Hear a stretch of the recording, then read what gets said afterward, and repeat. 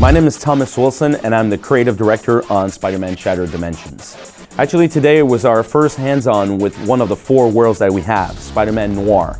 What's interesting about this dimension is that it revolves around stealth. So what you guys have been playing today is a version of that. It's actually how the gameplay is actually has a slower pace compared to the other dimensions, but it's really one where you just, basically embracing the shadows, using shadows to your advantage, and taking down the enemies one by one.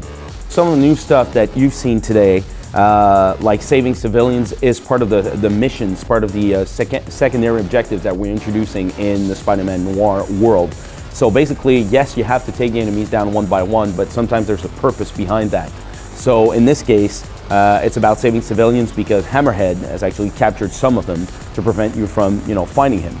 So in this case, what you got to do is take the guards one by one until you can get to the civilians, and then hop them on your shoulder and take them to a safe location. So, and once in a while in the game, in the Spider-Man War universe, that's in the Spider-Man Noir universe, these are the things that you might be doing. In terms of fighting style, the fighting style for Noir is slightly more realistic, if you will.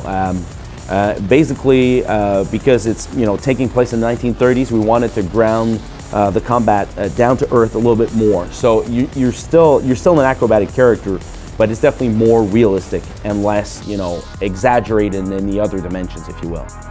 I guess that's my cue. So you guys finally got your hands on Ultimate Spider-Man.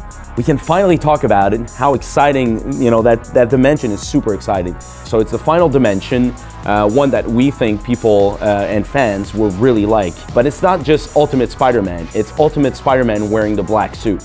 And so it allowed us to actually push the fighting style further by just doing crazy things with the symbiotic suit. So basically, you can, tendrils and tentacles will be coming out of the suit as an extension of your fighting moves.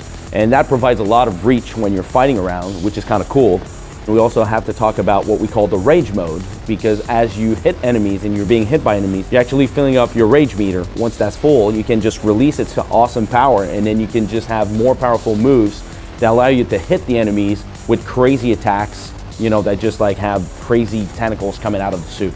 So the 2 worlds we haven't seen today are Amazing Spider-Man and Spider-Man 2099. Amazing Spider-Man is our tribute to the vintage comic books, and Spider-Man 2099 is taking place in the future, in this very futuristic city.